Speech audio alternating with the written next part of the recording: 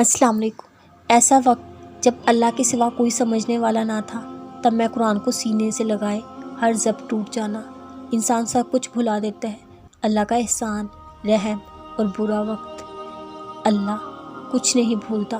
مشکل میں مانگی اپنے کسی بھی بندے کی کوئی بھی دعا، کسی تاک رات میں کی خواہش، طرف سے بہایا گیا ایک آنسو بھی اللہ نہیں بھولتا۔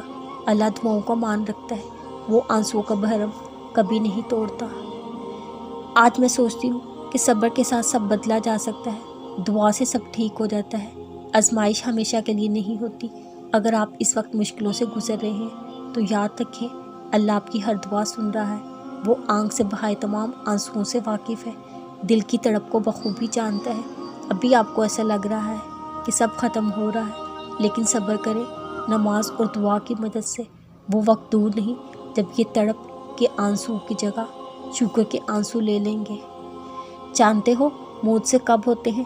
جب تم اللہ سے اتنے یقین سے مانگو کہ ناممکن چیز بھی ممکن لگے، جب تم تہجد کے سجدے کی توفیق ملے، جب تم آزمائش سے گزر رہے ہو، صبر کی انتہا ہو، تو تب موت سے واقف ہوتے ہیں۔